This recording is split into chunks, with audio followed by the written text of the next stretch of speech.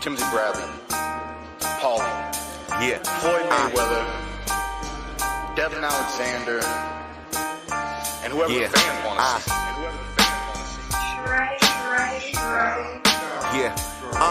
Listen, I told you give them something visual, so you went ahead and made your own YouTube-based TV show. It's an array of IPAs and fighters on the road. Got a question? Put them in your comment section right below. Barbershop talk while you're sitting in your living room. Pacquiao, Mayweather, and we can't forget the brews. Coming to you live with the scoops like a ladle. Allow me to introduce the boxing round table. Rollo Jenkins, boxologist, Zone 6, Dre, BT Pound, 78 Fight News, Blood Boxing, Blood Fists, Boxing Beats and Rhymes, Female Boxing Fan, Carter J, Pull Counter, Joker Boxing, D Styles, the whole YTBC.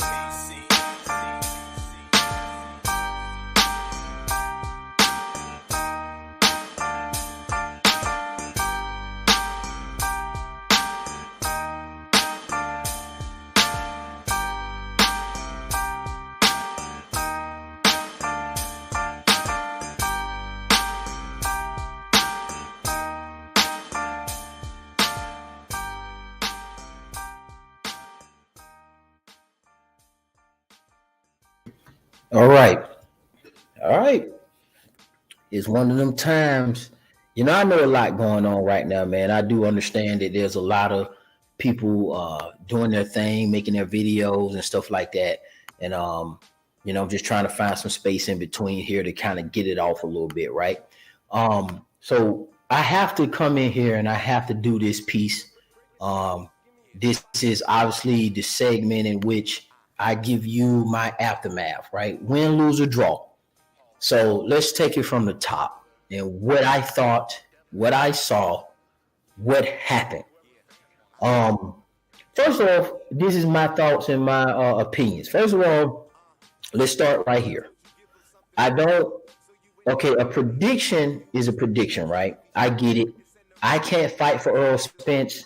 I can't fight for Terence Crawford. Okay, those guys are not me. I'm not them. So I'm not emotionally attached to any one of these guys. I'm not in their camps. I don't need interviews from them. I'm solo dolo, so my mind is clear and unjaded. Now listen, let me recap on everything that I said on multiple channels and in debates. Let me make something clear to you. I said exactly everything that would happen. Exactly. I never had any mercy for Errol Spence, no consideration for Errol Spence. No, it could be this for Errol Spence. It's 50-50 for Errol Spence. I've always said that it has been a 70-30 to a 90-10 split for Terence Crawford. I've always said that. I've never relented, backtracked, or anything like that. I made my prediction based on what I know about boxing, based on what I had presented, based on both of the fighters, and what I just believe in what I saw and as a sports fan. So I told you guys about Errol Spence before we got to the Crawford shit. In case you guys don't know who I be, motherfucking Zone6. And let me tell you what I told you guys about Errol Spence. I told you guys a long time ago that Errol Spence is a fucking liar. I told you guys this. I know one when I see one. I'm telling you this, man. I told you guys years ago that Errol is the lie Spence Jr. He's not the truth. He is a liar, man. You could just tell. That right there set the groundwork for me to move forward with my country's prediction. What did I see in Errol Spence when I was speaking on this 7 years ago, 6 years ago, 5 years ago, in my hiatus and in my return, what did I see at Errol Spence? But let me explain something to you and why Terence Crawford really beat the shit out of him. I know a lot of you guys can't relate to this, but let me explain something to you. Now, what I saw in Errol Spence is this. I did not feel comfortable with Errol Spence beating up, allegedly, Mayweather in sparring, getting his name built up off a sparring mat with probably one of the greatest fighters of all time, as in Floyd Mayweather. Okay? Floyd Mayweather was coming out of jail. He was preparing for a Robert the Ghost Guerrero fight. Errol Spence blacked his eye, allegedly, or gave him some work. Mayweather had a fit, threw him out of the fucking gym. That shit right there, that don't blow you guys got to stop letting shit like that blow your skirt up. Sparring is fucking sparring. These legendary tales, you guys got to stop falling for that banana in the tailpipe. All this, he sparred 80 rounds in practice? Nigga, we talking about practice? You niggas are building your channels and your predictions around practice. Man, you niggas are tripping. Stop. So we move to the next thing.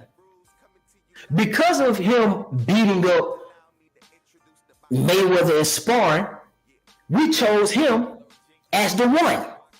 Oh, this the one right here. This is the boogeyman. This right here, this Errol Spence cat, he got what it takes. He's the boogeyman. He's the man. Because he beat up Floyd Mayweather in sparring. So Floyd Mayweather decided to do some fuck nigga shit that he always does. And he took Errol Spence and put him between Floyd Mayweather put Errol Spence in between and a possible fight with Keith Thurman. Okay? Errol Spence decided to buy into that shit and pursue the Keith Thurman fight, rightfully so. There's nothing wrong with that. But he truly hadn't accomplished a goddamn thing.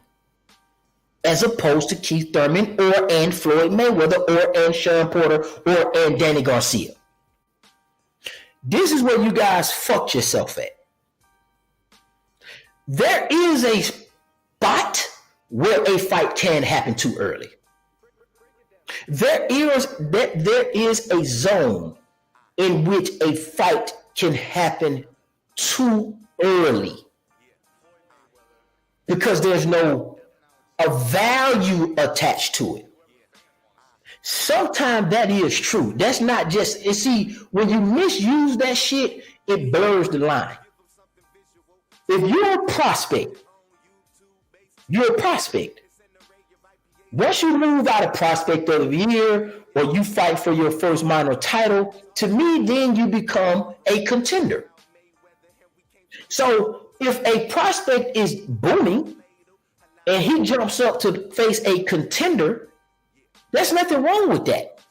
But if the contender says, I'm not going to fight this prospect, I'm going to stick with the motherfuckers that I need to be fighting, which is contenders, so that I can get up to fight these world champions. After world champions, we have multi-world champions. Multi-time world champions, right? Within a said division. After a multi-time world champion in a said division, you have multi-weight world champions. Then you have Hall of Famers, and then you have ATGs. There's levels to this shit, man. There's levels to this shit. And you niggas want to jump the front of the line with your thought processing with your favorite fighter's favorite fighter. You want to jump the line with your favorite channel's favorite channel. You guys got to bring this shit down a little bit and use your fucking brain. You got to use your fucking brain. There's a prospect that should be fighting other prospects. To clear that arena out, graduate to contingency. Get yourself a minor title, get yourself in the number one contender spot, and do what it is that you need to do to clean up these other contenders in or around your proximity. Then once you do that, you become a world champion. Obviously, you want to fight other world champions to probably become undisputed. After you do that, you want to pursue another division to become multifaceted and multi-world champion or and champion in different divisions. Crawford has shown you that trajectory.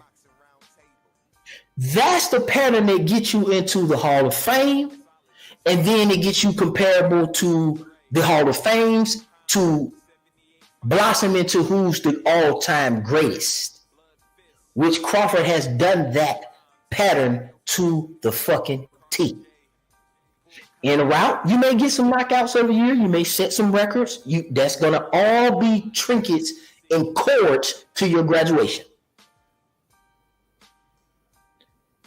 Errol Spence Jr. played you guys for a fool.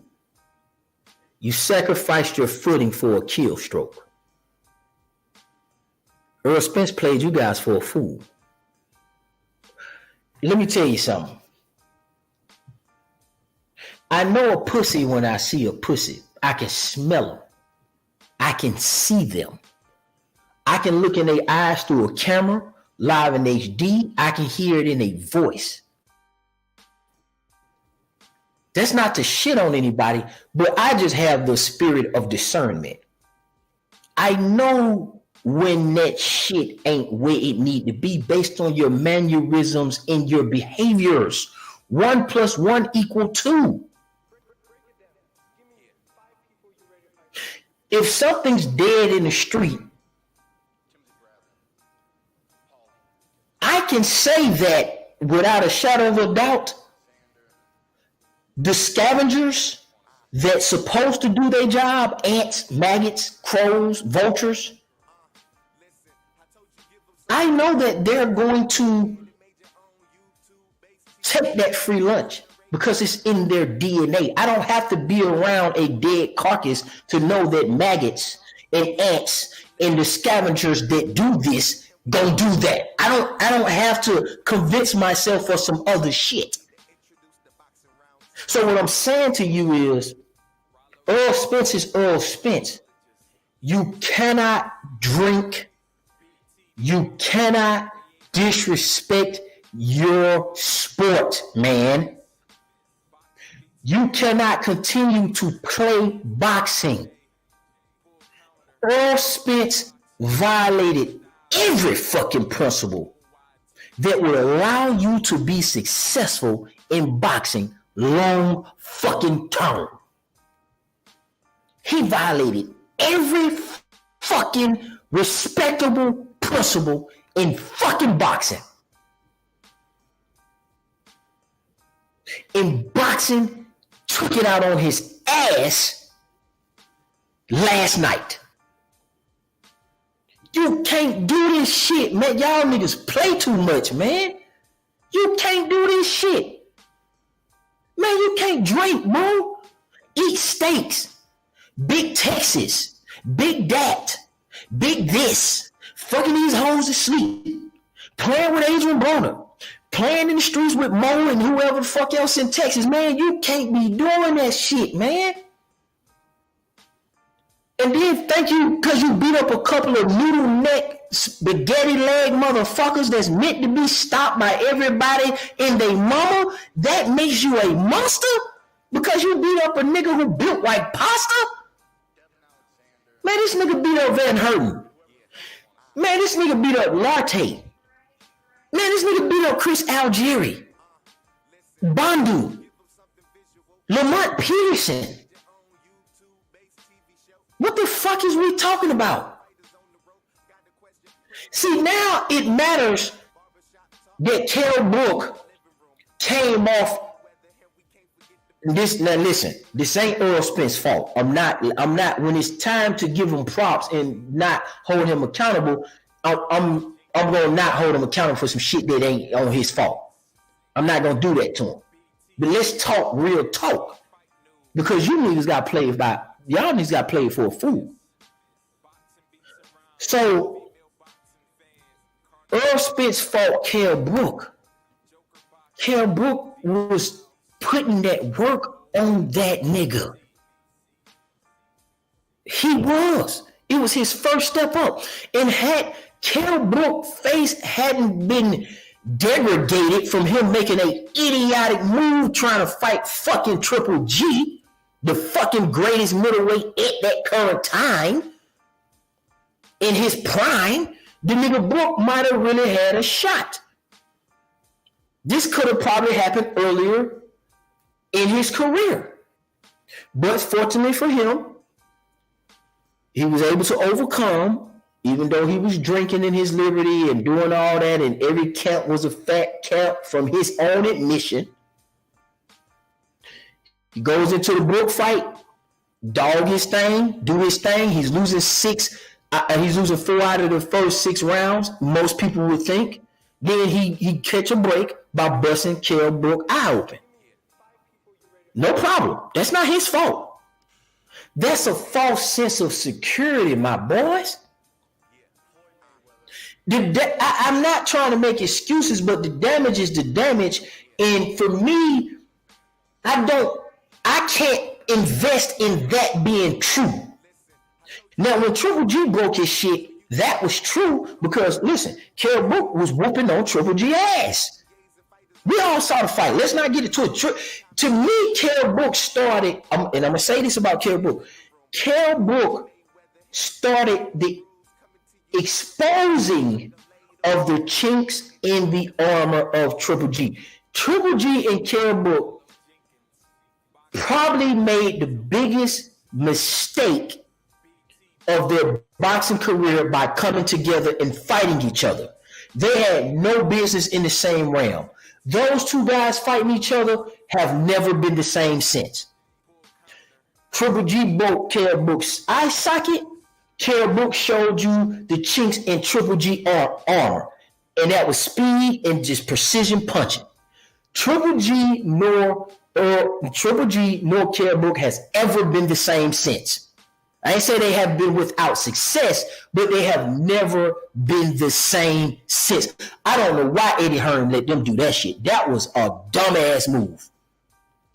He should have told Brook, no, you're going to fight Jackson Vargas to unify with the WBO. You're going to do that. I don't know why he let him fight Triple G. Triple G had already put the damage, broke down Kell Brook, had nothing to do with Errol Spence, and Errol Spence caught a break. Because Errol Spence, we never get to see Errol Spence motor to the end, right? It's a rare occurrence. So we don't know, and we hadn't seen what the effects of his outside boxing ring practices could do because he always caught a break. Kell Brook eye socket broke down. He broke it. Congratulations. Ugas eye socket broke. Congratulations. Mikey Garcia didn't have any offense or nuclear weapons in his arsenal that could really do damage to Errol Spence.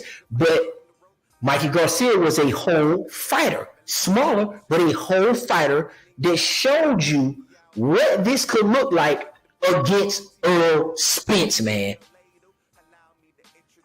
Mikey Garcia, if you hadn't, this is what I don't understand about you niggas.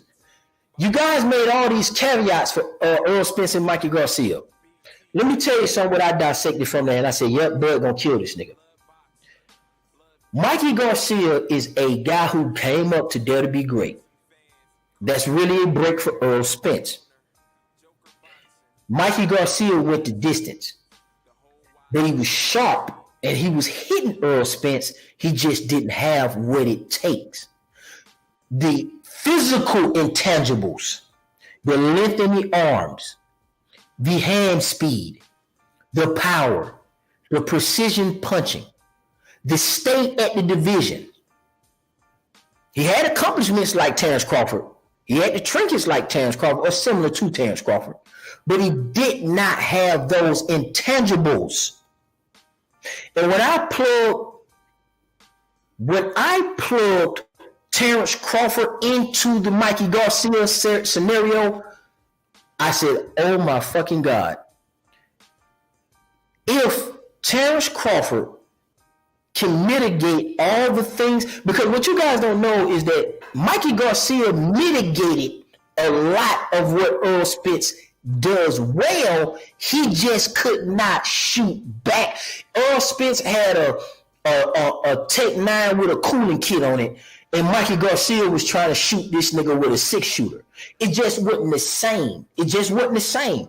And Mikey Garcia had some good defense, good technical sound moves, and he mitigated a lot of shit that Errol Spence did. So I said to myself, well, God damn, if mitigation is what you need for Errol Spence, Crawford is going to take some shit off this boy's table. Let that sink in for a minute, because we're going to get all the way there. Once Mikey Garcia showed you, if healthy, if having a true camp, as long as you can kind of come in with a solid game plan and you kind of got something, you can beat Errol Spence. It's just unfortunately he just didn't have enough offense, but he did a lot of defensively sound things that I like. Foot movement, he controlled space, and he kind of got in on the inside of Errol Spence a little bit. It didn't work out for Mikey Garcia, but I'm just saying if I plug Crawford into that situation, that spells exactly what I've been telling you guys for years, exactly how it was going to go. I've been telling you to reference that fight.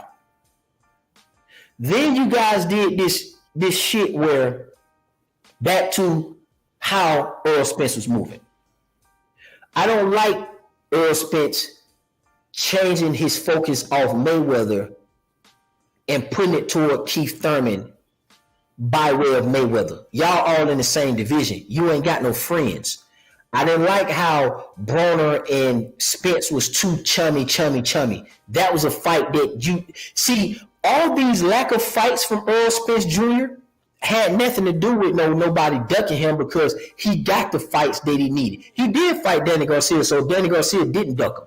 Guess what happened when he fought Danny Garcia?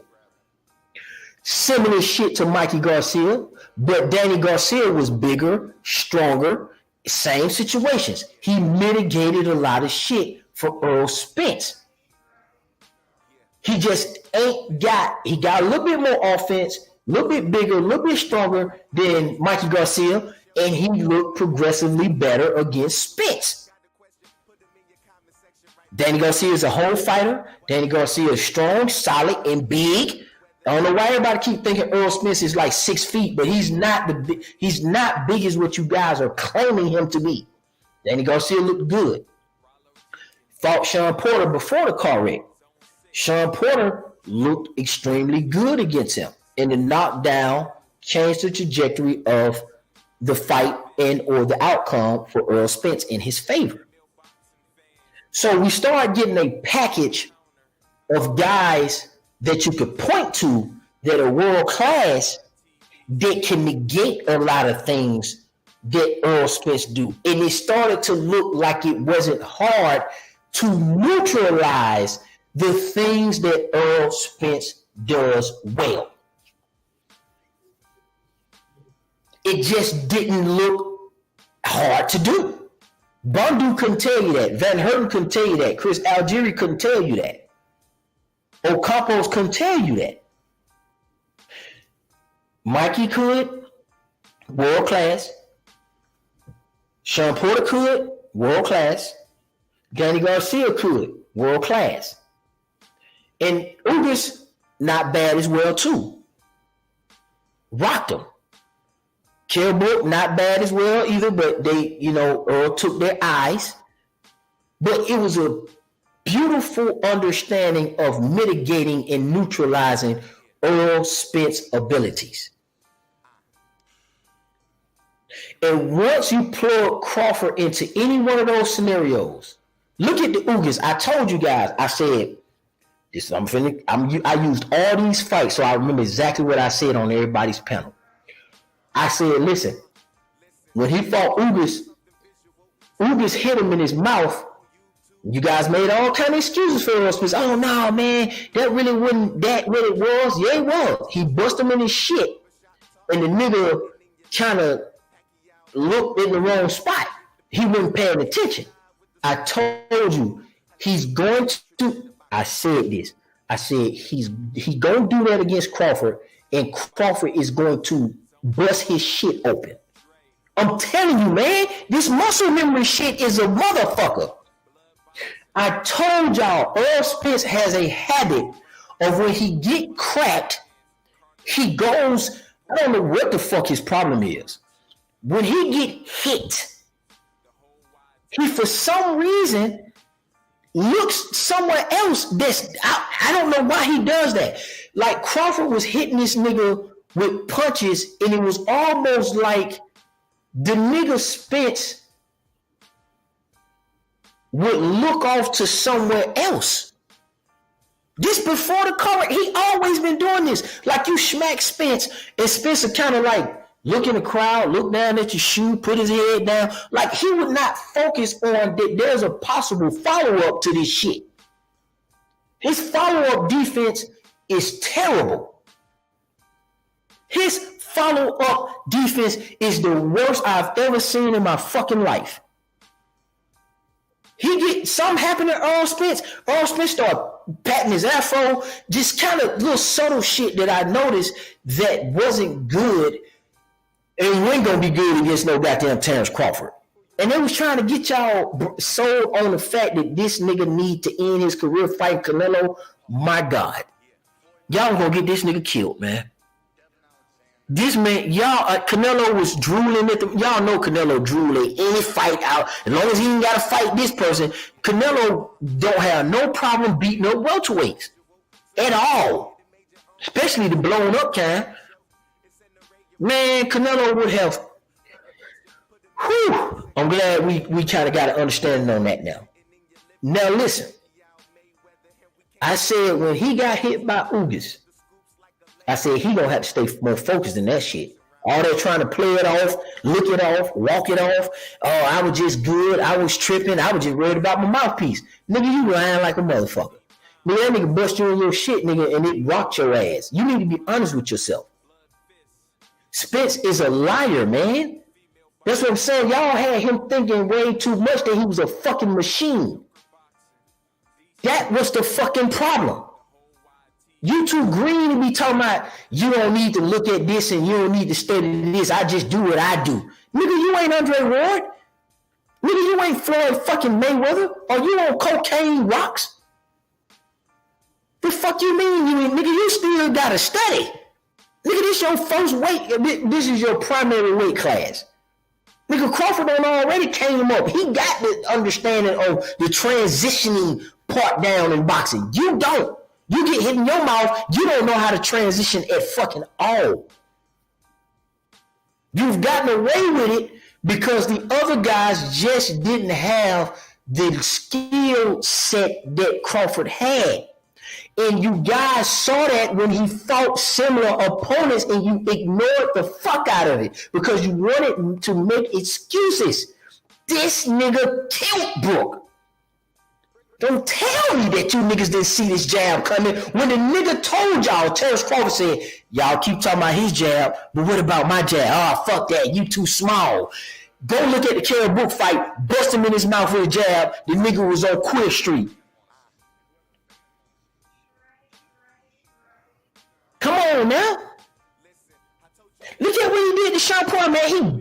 He hit this nigga Sean Porter down to the fucking ground. We ain't talking about the counter shot where he put him on his ass. I'm talking about that second one where he came over with an overhand right and when he Mashed that nigga Porter to the ground. He came over and bust that nigga in his shit, and Sean Porter had drool coming out his mouth and completely hit the canvas. Nigga, it was over.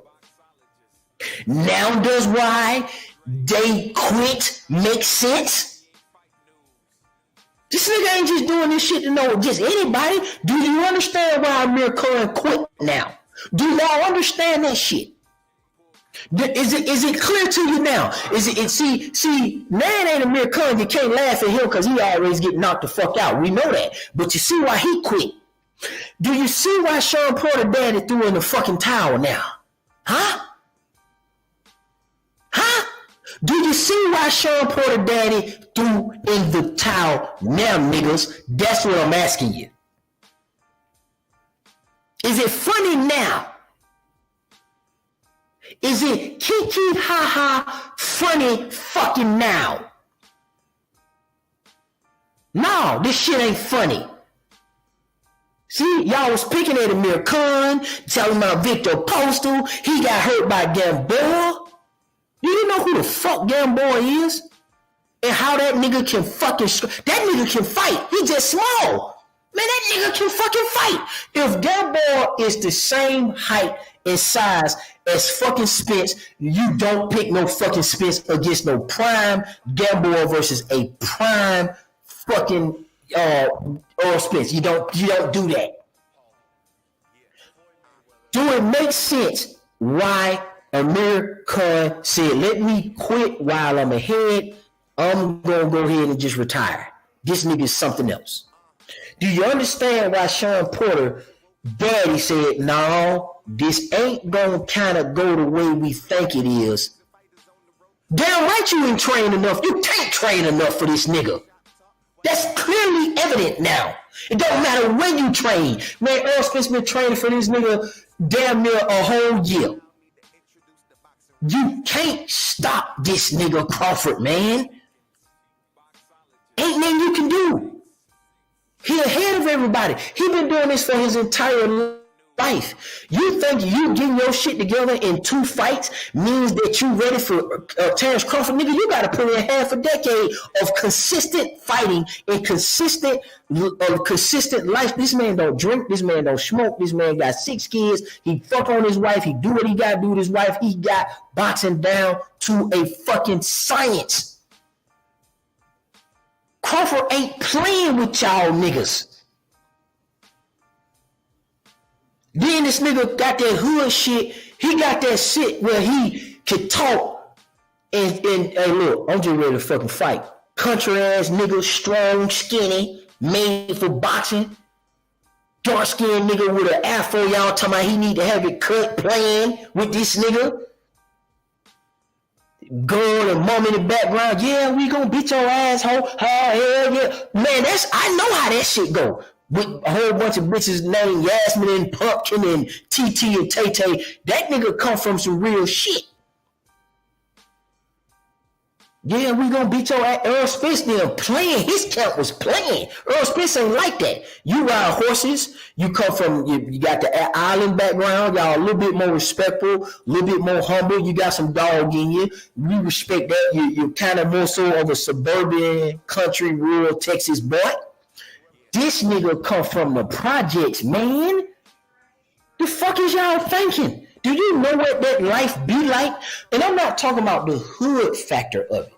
What I'm saying is, when you come from the streets in the projects, there's a certain level of tool sharpening that happens in the projects that you can't get nowhere else, bro. I'm just telling you, it's gonna be niggas that wanna beat you up every day at the bus stop that's bigger than you. It's gonna be some girls from the hood with them damn plaques and their shit. They're gonna wanna whoop your ass. It's gonna be gun fights. It's gonna be the big boys that's 17 that might wanna fight you. You gotta go check one of them niggas. It's gonna be slamming matches. It's gonna be racists in the hood. There's plenty of work in the projects in the hood, bro. It's just a lot of fucking shit to overcome competitively. I ain't even trying to say no street shit like dope. I'm not talking about that. I'm just talking about when you were a kid and you 6, 7, 8 years old, bro, and you come from that shit, you gonna have to go outside and play, man. In the hood, niggas don't play on the game all fucking day. They go out there and they wake up. Hey, bro, they get that water jug. You get the milk. Fuck it. You understand? Clean it out. And you take your water outside with the jug. That's the kind of nigga we play Foursquare, ping pong, spades all day. Junkies walking around, trap boys walking around. It's a lot of traffic in the fucking hood, man, that there's just some things that you just gotta overcome in the hood or your food. Sean Porter, daddy already told y'all that Sean Porter, that Terence Crawford wanted to fight him as a kid because he had that anger in him. I'm telling you what I know. Fuck you, coach. Nigga, I'll beat your ass, nigga. This is what Crawford told this grown man in Kenny Porter. And Kenny, of course, Kenny Porter is a smart man and a great mentor and a great father, so he can handle that reckless ass talking shit. But he didn't know no bounds, bro. You can't tell this man no limit. This man tried to fight Kenny Porter. This man don't know no bounds, and then the fact that he's getting wiser, smarter, older, he know how to channel that shit, man. Spence ain't been where this man been.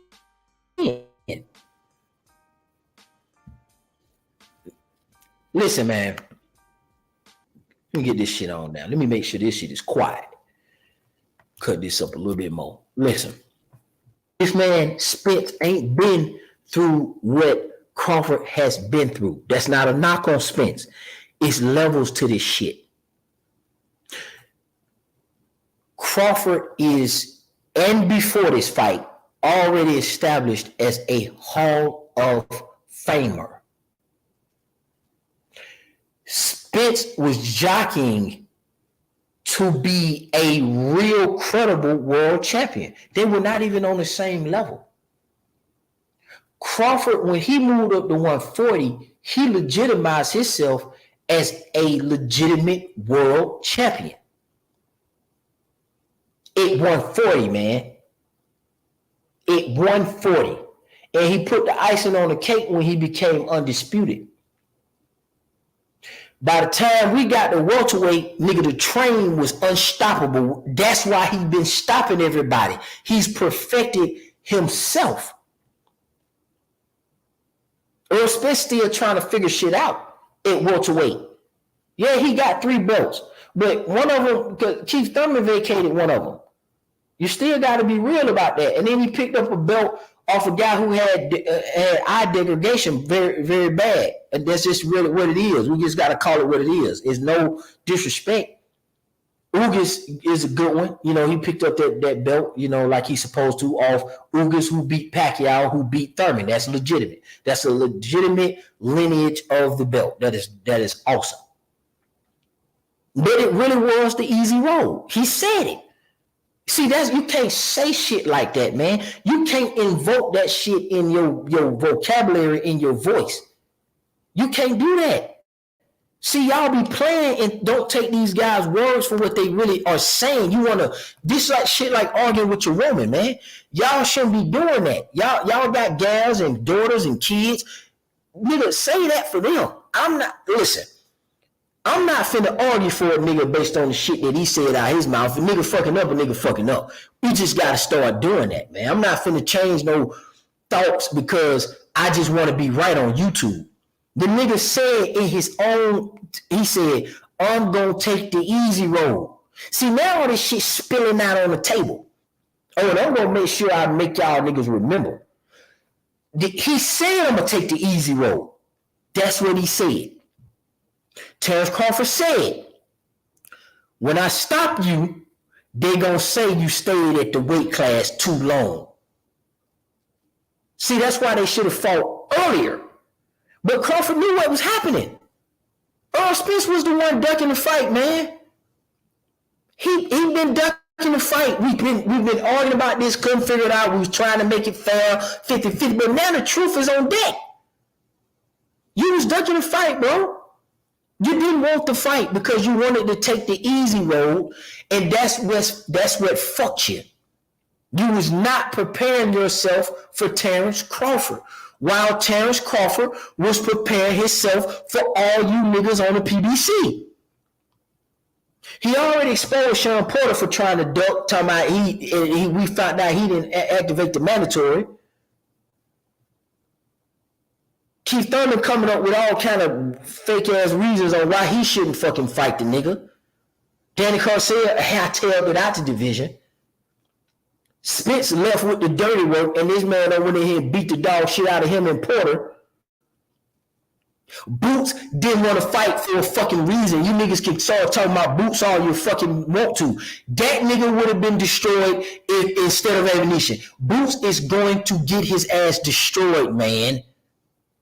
He do the same. Boots is not sharp enough. He's too enamored with his work. Boots like to style and profile, and he play too fucking much. You can't be playing with this nigga Crawford, man. You can't be punching a nigga, putting your hands up in the air, all that Andre Bordeaux shining dumb shit. Because soon as you throw a punch, and that shit is lazy, man, Crawford is going to spark Boots. Boots play too fucking much, man. He like to dance and prance and kind of give you this fucking cocky, jockey bullshit. Yeah, and I'm in total control of the fight, but you sloppy Boots on the real, nigga. Crawford gonna come in here and tear your ass the fuck up. Boots play too fucking much, man. Crawford is a 35-year-old grown-ass goddamn man. And Boots around this bitch playing, talking out his mouth, sideways. Playing all day. That's what Boots is doing. Playing like he want to be up there with these dogs. But we're going to find out. We're going to find out. So for all you guys who high on Boots because he got this whatever fucking look you niggas like that looks the way you think it should look, y'all niggas got to come off that shit. Y'all way too invested in the way you think a nigga who whoop a nigga ass should look. That ain't how that go. Ass whoopings materialize into the physical, not the fucking look. I don't give a fuck how ripped or skinny or tall or big or swole a nigga look. That shit ain't got nothing to do with a goddamn thing. You niggas played yourself on that. Oh man, Spence is just bigger. He's just a bigger, stronger, this, that, and the third. Okay, here you niggas go with that shit. Playing. Boots had his chance to fight. Done with that. Nigga, activate your mandatory and let's see what happens. Crawford is going to destroy him, and it's just not going to work out for him. That's what I got right now until other information is released on the two combatants or the possible fight. Boots moving to the side. Spence hadn't prepared himself to fight Crawford since Crawford ran up on him.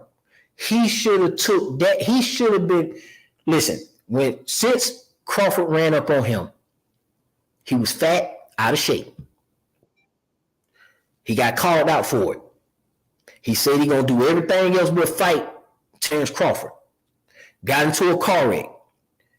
Still, say changed his life, cool, I respect it, but you just didn't do anything. Mikey Garcia and all them other fights don't prepare you for Terence Crawford, bro.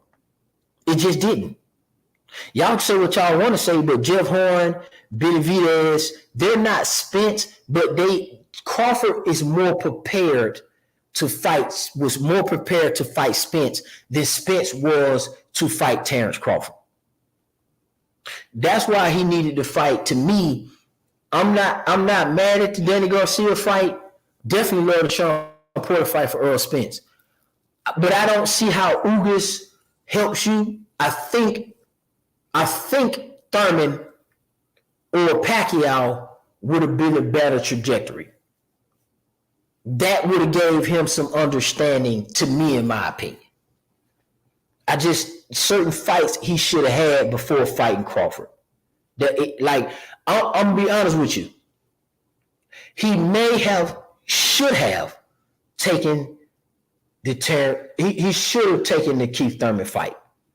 And he could have won. Let's just say he won. He wins that fight. That puts him in a different understanding of a certain look that I was looking for. Like, Keith Thurman throws punches from unorthodox angles. He got speed, he got power, but I don't think Keith Thurman is as strong as Crawford. So that still would have gave me an understanding on how the dynamics of athleticism would have been handled by Errol Spence. Even if he smashes Spence, Keith Thurman, even if he smashes Pacquiao, it still would have gave me a understanding of a motherfucker who will move around and do what's necessary to put themselves in position to hit your ass back in your face. While you're being, again, like I told you guys, he is an African-American slugger. He is a slugger. He has a slugger style. So who disagree with me now on that shit? Oh no, Zone, he ain't no, oh no, I wouldn't say that. Yes, the fuck he is. He's a black African-American Antonio Margarito without the hand plasters. I told you guys this a long time ago. He's a slugger. Ain't nothing wrong with that. He's flat-footed and he's a slugger. How the fuck a nigga? Okay, if we say Mayweather's the greatest fighter of all time, right? And one thing he lacked was punching power because of his hands. How the fuck you not feel extremely good about Crawford against anybody when, to me, he's a more aggressive Floyd Mayweather with power? He's everything that Pretty Boy Floyd was before the hand problems. He's Floyd Mayweather with power, man. What the fuck? Like this shit is crazy. And he's a little bit longer than Floyd. Man, I told you guys, this man was a slugger. Crawford is just too good for him. It doesn't matter. And then Spence wasn't preparing for this fight, to me, with the fight selections. He was just bullshit, man. Fuck them belts. You need to fight the right opponents. Maybe he should have fought Boots too. Maybe he should. I think Boots, Pacquiao, Thurman would have been a better selection toward fighting. I'm gonna say this. I don't not fight Thurman or Pacquiao going into. I don't have those two fights. I don't not have those two fights under my belt going into a fight with Terence Crawford. I just don't see. I just didn't see the logic behind that. I don't see how Ugas. I get it. I just don't see how Ugas prepare you for a fight with Crawford. I just don't. The lack of hand speed, coordination is just not there like it is for Terence Crawford. The only person that I can kind of feel that is in that vein is Pacquiao and Keith Thurman. And I'll give you Boots for the fast twitch muscles. And that's what he was lacking. Errol Spence is too slow. And let me tell you what I told y'all. Crawford absolutely dominates him on the outside. I had no doubt in my mind. Crawford dominates him in the mid-range. I told you Crawford was going to control spacing. He was going to be in and out. He was going to go in, mid, and out. I felt that Errol Spence had his best chance, based on what he's shown us, that If they were to lock in the inside, it would be 50-50, but I'll give it to Spence because he's dedicated to body punching. He's dedicated to the inside. But I told you, I said, hey now, Crawford is strong though. That wrestling is going to play a role in the turning. Crawford, if you pay attention, Crawford turned Errol Spence on some sneaky shit. Sean Porter was spinning Errol Spence like just clearly, like that's just what Porter has to do. He didn't overcome that. He just fought through it. That's a skill deficit. When somebody's able to get on the side of you and Sean Porter was able to spin him, Crawford did the same thing subtly. Crawford locked up on him, put his head on his shoulders, spent him around. So when they got the break, Errol Spence's back was to the ropes. And Crawford had space behind him. Crawford allowed Errol Spence to come in so he could set traps. I mean, he beat the shit out of this man at every level of a boxing match that I've ever seen in life and history. This man beat this nigga to death on the outside. It wasn't even, it's on a scale of 1 to 10, it was a 10. He beat the shit out of this nigga in the mid-range. Oh my fucking God. I love mid-range boxing. I love when the niggas stand in the ring and move around and bust your shit. Like, it just gives me a feeling of standing your ground and also moving and using your brain. Because in the mid-range, you have to be faster. You have to be like your intelligence and all the things that are you has to be in that mid-range. You gotta move fast. You gotta kind of strike fast. You gotta see shit. Now, close up, that gonna bring out that dog in you. You know, you get to see who got the biggest, just call it what it is, who got the biggest huevos. You get to let your nuts hang. You get to smother your work. You get to get in the trenches. You get to wrestle around. You get to bust up a nigga in his stomach and shit like that. Crawford took this nigga and was wrapping this dude up and was like, it got to a point where he was like, get the fuck off me, man. You light. And I've never seen anybody take Spence and throw him back and he kind of rocked back. Like Crawford was pushing the nigga off of him, and he was so strong that he was able to push Errol Spence with boxing gloves on and create space. Are you niggas crazy? He was able to grab this nigga, spin him, and put him where he wanted him at.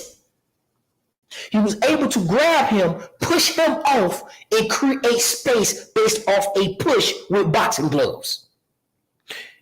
He was locking in with this nigga and busting him up to his gut. Y'all don't see, Spence was trying to hit Crawford to the body, but a lot of his shit was low.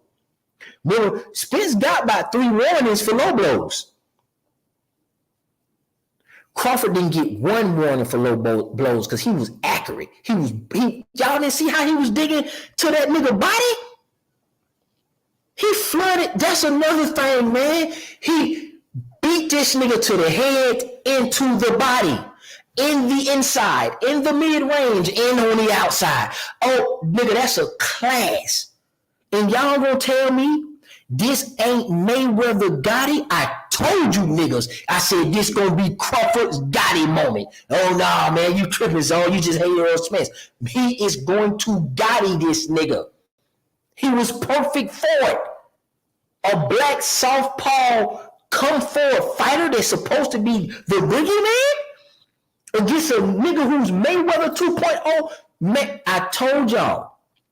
Oh, no, it's going to be close because I like Spence. I think it's going to be 50-50.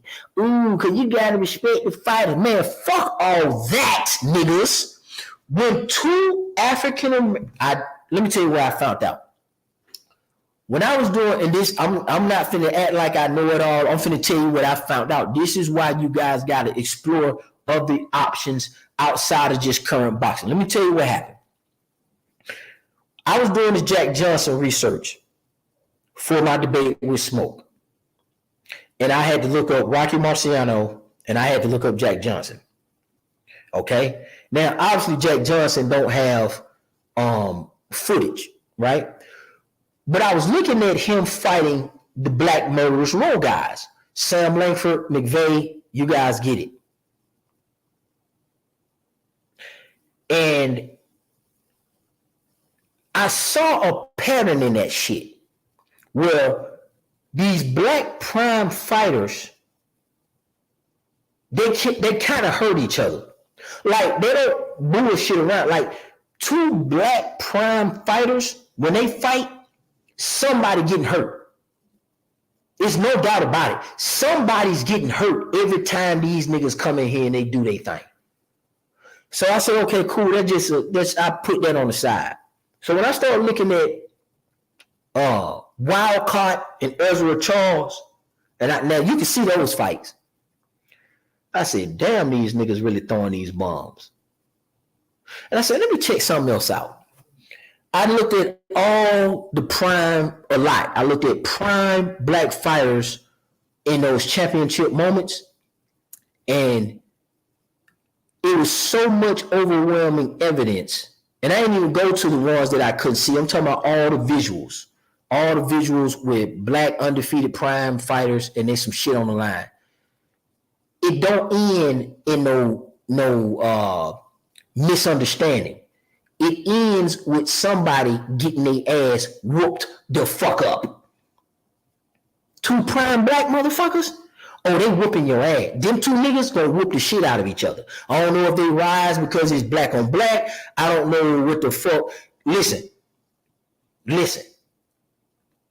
So I told you, I said, no, y'all, every time I said it on Lady Shan, I said it on air. I said, I'm gonna tell you like this. I said, whenever two Black people get together and they prime and undefeated like this and some shit on the line, somebody get hurt.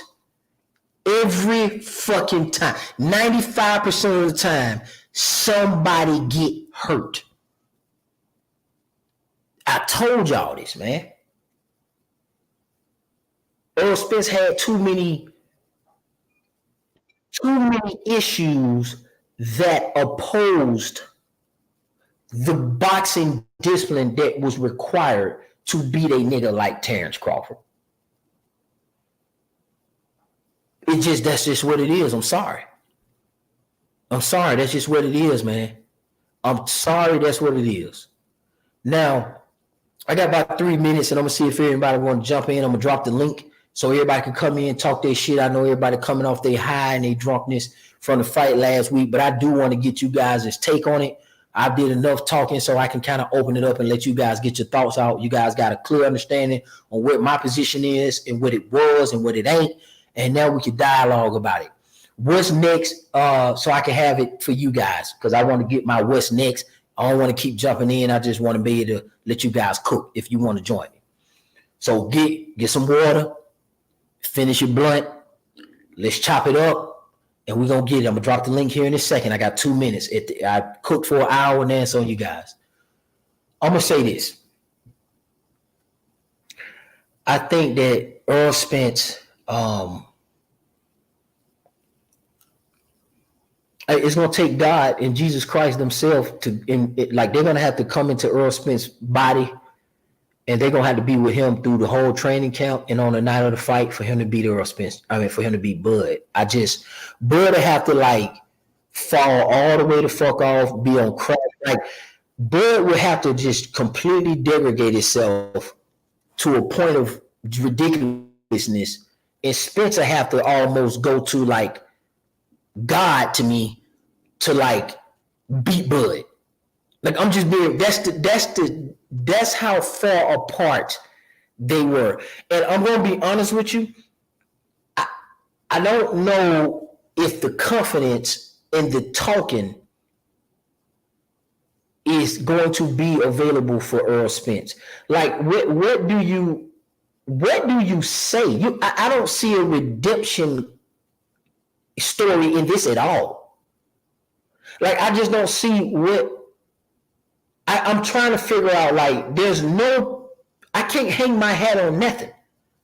I can't hang my hat on and say, well, he did wobble that nigga. He did bust his stomach, and he did kind of make Crawford go, ugh. Well, I got nothing. He didn't hit him and make his mouthpiece come out. He did not a fucking thing to Terence Crawford. I mean, absolutely. It was almost like flawless victory. This is crazy. I mean, this shit is like, I don't know what the rematch. To me, I feel like Spence gets stops in between 4 and 5 in the next fight. I really think I just don't think that he can beat Crawford without Crawford smoking crack or seriously going on a downhill skid, meaning also he has to go on the most uphill skid ever in life, Errol Spence, to beat Crawford. Man, Crawford gonna beat if they have a rematch, and he can say that 154 all he want to, man, I don't give a damn. I don't care. Spence should have been at 154. He should have been explored that. I don't want to hear all that. I don't care. I don't care. I'm just being real with you. I don't care at all to the fact that he explored 154. I just don't care. You're a 3-belt welterweight world champion. You did your best. Crawford is the true undisputed, like he's supposed to be. And it would have happened faster, but Errol Spence decided to delay the fight, duck the fight, hold on, try to cash out, and all this kind of bullshit. And then Clarissa Shields, with all due respect, ended up being the first 2-time undisputed champion in the 4-belt era, regardless of sex. Now, Terence Crawford had to be reduced to just being the male that did it, when he could have done this shit with Errol Spence already a while ago. That's that bullshit. That's that bullshit. Delaying and holding up history. No disrespect to Clarissa Shields, but that's bullshit what Errol Spence and his camp was doing. And we sitting around here talking about who ducking who when it was clearly Errol Spence. I told you guys that if Errol Spence had a loss, the leverage is completely gone for them belts at 147. And only play left is Jamel for PBC. Mel is the only play right now. He got all 4 belts at 154. He's finna contest the belts at 168. That put PBC back in a good position. But fucking with Canelo, that's not highly likely. He gonna get his ass stopped in September bad and cry. He gonna cry. I applaud him, but he gonna get his ass stopped. He should have just fought Zoo and then done that and then made the big fight with Crawford and said to that's what he should have done, man. That's just me. But now he gonna get himself. He gonna go up here and sacrifice his body. Canelo gonna bust his body and oblige him and give him what he asking for. It's gonna let Canelo off the hook from fighting Benavidez, which he should be fighting Benavidez, and then we gonna go from there. So listen, we finna open it up. 513 boxing, finna jump in this thing, and he gonna go ahead and tell his piece. You guys heard what I had to say about it. It's one of these things that is what it is. I'm open for questions. I'm open for opposing statements. It's all good. We all family here. Without further ado, let me get 513 boxing in. What's up, bye? Yo, what's good? How you living, boss? Oh, man, just chilling, man. You know what it is.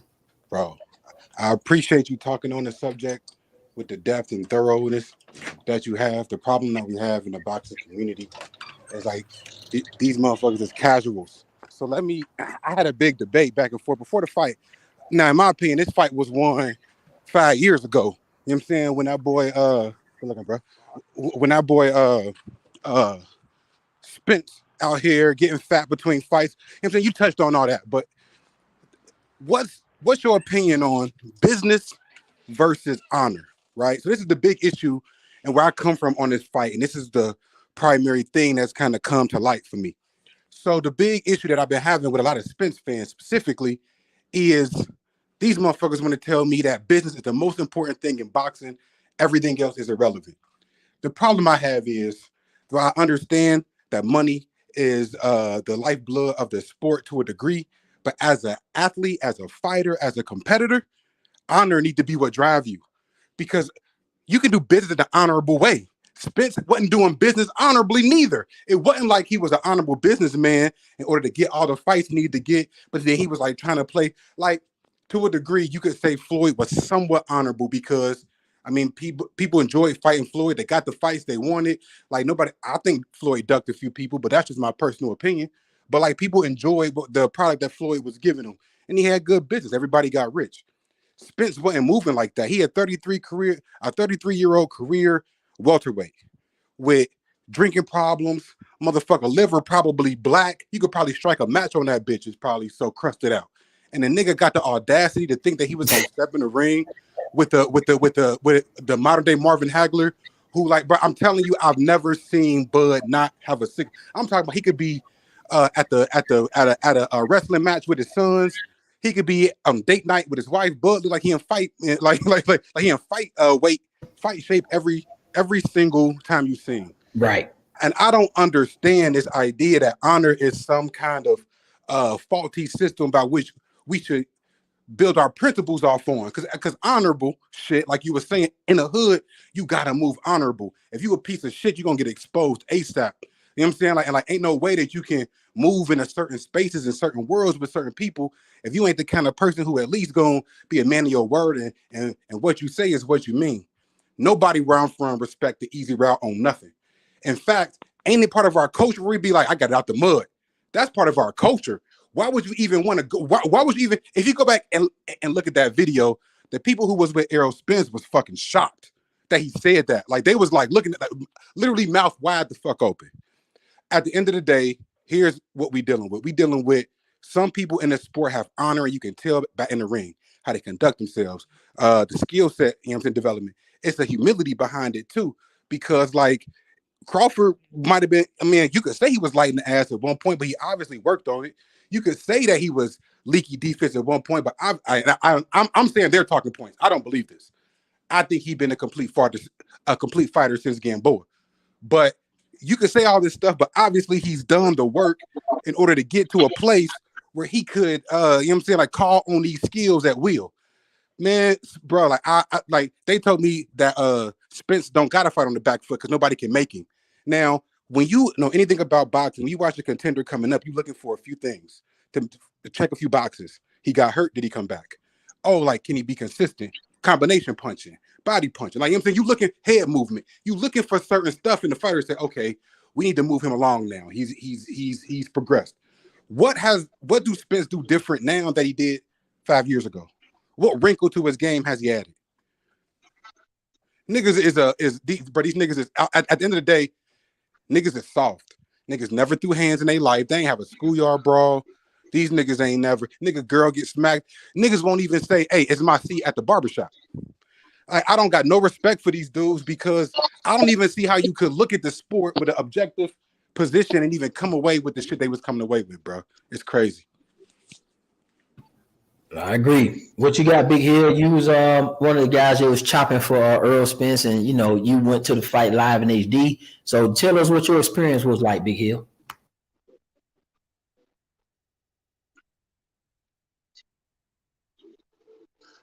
All right, so to be honest with y'all, man, Terence Crawford looked bigger than that cat, man, from the moment he came out. He looked big as hell. Besides that, man, it's just like when I saw Terence Crawford back, I was like, damn, man, this might not go the way I wanted to go because, you know, I'm an Errol Spence fan, man. And then I say this, the first round, Errol won, but at the same sense, like I was telling my man that was sitting next to me, I said, man, Terence setting him up to counter him, come out the next round, and then sure enough, it came out the next round, man, he caught him and dropped him. When he dropped him, I was like, that's just a flash knockdown. But when they came back out the next round and he started punishing his face, I was like, man, this shit gonna be over with. He just looked like the bigger and stronger fighter, man. And his the way he was placing his shot and his jab, he had a piston like jab. I didn't never seen Terence Crawford with a jab like that, man. That jab was nasty. And every hit he hit Errol with, you heard it. It was loud. So, hey, man, he the best, man. I got to give him his prop. He the best. Hey, can I ask you a question here? What did you see in Spence over these past few years before the fight that made you say you think Spence was going to edge you?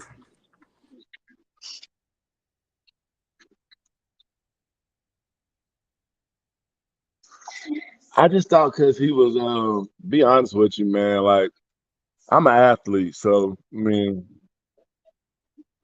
just me personally, I thought that Errol Spence, because he been through so much, he was going to persevere through this. But like I said, man, when I seen him at the weigh-in and everything, man, my opinion started to change, man, because, like, Terence Crawford looked like a damn bodybuilder, man, when he took his shirt off, dog.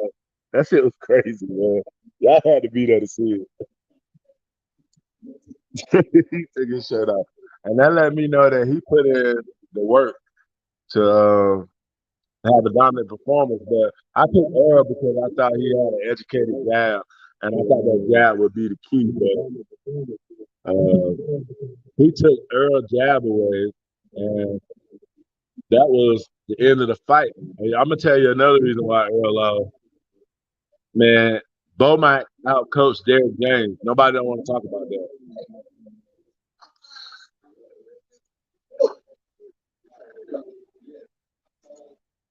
But yeah, that's my take, man. Like I said, the jab, man. That's why I picked it. Man, y'all sound like somebody died. Well, y'all boys who picked that boy Spence, boy, y'all sound like boy, that nigga got put in the dirt for real. Like he said. Y'all sound somber than a motherfucker. Like yeah. What you expect from the best boxer in the game against a guy who's told you guys, I do fat count, I don't give a damn. I'm doing what I want to do. I'm rolling around Texas drunk. I need to do better. And you say you're going to fix that shit within a year layoff against Terence Crawford. You're going to fix all that. Man, that's crazy. You should have been doing this 3 years ago, man.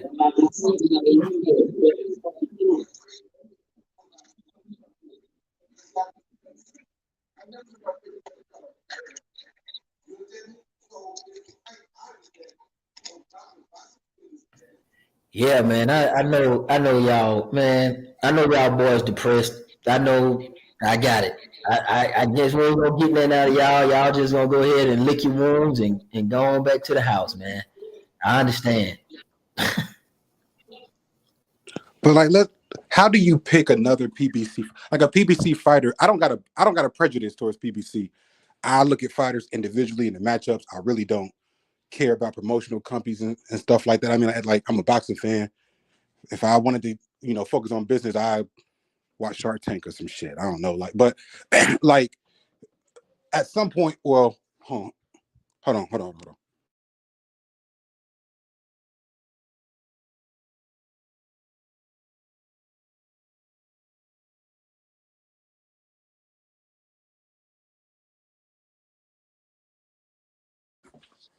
My bad.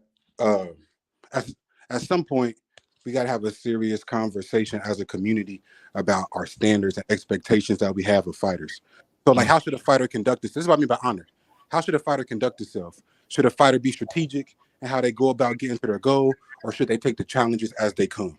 You know what I'm saying? Like, should a champion, you know what I'm saying? Like, if you're a challenger, should you take the champion's offer, or should you negotiate, even if it means not getting a fight? You know what I'm saying? Like, should you listen to what the fans say, or should you just do what you want to do? We don't have a consensus, and it'll probably never be a consensus, but we don't even got no consensus as a community, not even close, on like the basics by which we judge the sport from. Niggas are trying to tell me that the 2-time lineal, the undisputed at 140 before the welterweight champ, that somehow this guy had fought nobody and was nothing. But a 33-year-old, bro, remember when Spence was calling Blair Cobbs a 30-year-old prospect? He damn near ain't that much far behind you, 33 years old, bro. You know what I'm saying? Like, and they fed I don't want to get disrespectful towards Spence because I respect him as a fighter. It's really the Spence fans I want to put my energy towards. You know what I'm saying? But like, and I don't really know the dude Hill. Oh no, he gone. I don't really know him. Like, so it wasn't directed towards him specifically, but just like these nut jobs on the internet, bro, be out here like obviously you don't watch boxing. Ain't no way. Ain't no way. Ain't no way. I agree. So I'm gonna say it to you like this, man. It's cool. I ain't really got to pick on them or nothing like that. The fans, I just want to make my rounds, and I want to catch up with Money Brown or everything boxing. Kind of just politic on what they were trying to see and what they thought they were gonna see. That's what I really want to kind of understand. I ain't trying to pick with them. I just want to know what they really thought it was and what it ain't. And I'm gonna tell you, man, if you roll with Deontay Wilder and you've been riding with Spence, boy.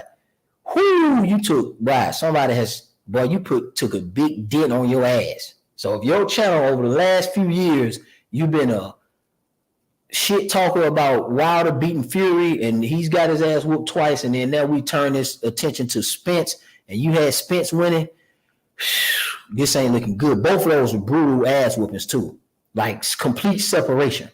So man, it's a long road for these guys in the channels. Like, cause I'm just gonna ask, hey man, who you had Deontay Wilder? And man, I'm asking every time now, who you had between? I'm just gonna ask, you know, they're really real, because see now what's gonna happen is now they finna. What I know how this works. Now they finna get angry, and then they finna go find somebody else to pick with, and another boxer. They gonna start. Like, it ain't gonna work, man. Shakur Stevenson next, bro. They already starting it. You don't have no credibility after you've been talking about Spence. So nobody's gonna take your ducking analysis serious, because we clearly see who held up the fight with Terence Crawford and Errol Spence. And Terence Crawford had been trying to hold it in, and he kind of had said, he said, I told you guys I've been trying to fight these guys. And now you see why Spence and PBC didn't want to necessarily go down this road without having a safety net, because this is what happened.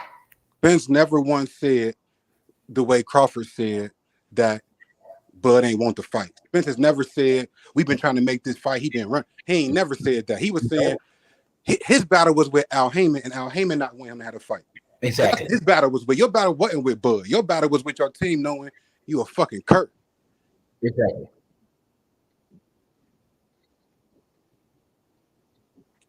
I'm just sick and tired. But you know what though? I'm gonna keep it real on some like real boxing talk shit and keep it a G. I was a Wilder supporter even after the first fight. I believe that Wilder could win. Even after the third fight, because I didn't want to let it go. I mean, after the second fight, I didn't want to let it go. Now, mind you, I've been watching boxing. The first fight I ever watched, I was like 5 years old, and I remember like it was yesterday. It was Chavez and Camacho. So like I've been watching boxing a long time. Hey, Chip, hit that for me, because they might, I don't know if they're going to copyright me for this shit or what. I don't know. Oh, okay. Yeah, I don't know. Yeah, my bad. We cooking. I don't want them to shred the video down and all that bullshit. You know, I'm with you, but so like I watched a big fight early in my life, and I kind of just going through like all this stuff. It was just obvious, like when you seen big fights, the way all this, you know what I'm saying, like the way this stuff all play out, that like the history of the sport is not really what's what I'm looking for, like it's a pattern, and it's a puzzle you can put together if you've been around long enough. This was a lot of dudes' first big fight because they was fans from Mayweather. Pacquiao is what brought them into the sport. So like, but like for me, like I've been I broke my first rule of boxing, and I got emotionally invested in Wilder because I felt like he was representing what I wanted. Like he was talking the stuff I like to hear. He was like, you know what I'm saying? Like it looked from the outside like this is exactly who I want my champion to be. Now here's the problem: a lot of dudes never humbled themselves And like same way Wilder did. And after they saw that, they didn't go back and say, damn, where I get it wrong? Like what did I mess up at? Like how did I pick that wrong? There's two different levels. And then you know what? I was emotionally invested. Like, you know what I'm saying? Like I wanted him to win for reasons other than he was the better fighter. You know what I'm saying? Like, and these dudes, these Spence, a lot of them, the big channels who was outrageous. And there's some personal people in my life who I'm talking about too. So it ain't just these channels. Like this shit was widespread. And it was obvious that like it was something besides boxing. It was why they was picking Spence. I mean, that's just what it is. In my opinion. I agree with that 100%. So this is what we're gonna do with an hour 20. I'm gonna make these rounds, man, and just interact with a lot of people. I just wanted to open up and get my complete thoughts out to kind of wrap this subject. And now I'm gonna just politic with everybody else. I kind of got a chance to sit down myself, shit, but because I've been moving this whole summer. But anyways, appreciate you 513. I know you're in the league. We're gonna have that good ass time in the league as well too. Just be mindful of the calendar. Look into the fantasy football app. We're gonna get on that. Look at your draft pick, and then look at the announcements what's in the apps, because I use that as opposed to a group text message chat. That should be going off too much. So just pay attention to that, and we good to go. All right, cool. And real quick before we get off of here, I want that George Foreman, Evander Holyfield debate. If anybody listening, I got Foreman all time. I want that. Whoever want to debate that, let me know. Okay, that's a good one. We're gonna talk that. We're gonna fish with somebody. Said George Foreman and Evander Holyfield. Maybe Smoke. Maybe get this Smoke a try that one. Maybe somebody else. I won't Smoke. Honestly, I need the undisputed title. What Spence say? No tune-ups. Yeah. So listen, we'll see if Smoke interested in it, and of course, as usual, always throw the prize in there. Everybody's gotten it. They happy about it. They like it. A little $50 to your tank or whatever, your haircut or whatever it is. It's just keeping it fun because Jay Cotto just did one with Tony Reviews. It was a good one. We can set that up and we'll see who wants to put their Holyfield on your George Foreman. Now, let's make sure we clear. You saying who's the better heavyweight boxer? What are you saying specifically? Legacy. Oh, legacy. Okay, there it is. So you can come in whatever angle it is. George Foreman versus Evander Holyfield. That's going to be a good one because those two are closely ranked. Very close. Yeah. I ain't gonna lie. They very close, but I think I got the ability to articulate my argument better than anybody else. Okay, we're going to get that cracking, man. So look, this is what we'll do. Go ahead and take us home, man. Say where they can find you at. Speak your piece. Say your last words. Talk your shit, man. It's on you. And we're going to kill it from here. Salute, man. It's on. I appreciate you having this this platform. Boxing fans can get together, call it how they see it. Ishmael Polygraph 513 Boxing is my channel. I'm uploading more and more and more.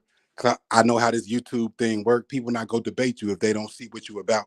So I've been uploading some stuff to give y'all some content to see where my mind is at. I even put up a little pre-fight like a little weigh-in between Foreman and Holyfield is on my channel where I kind of do a little preliminary discussion about where I'm at with it.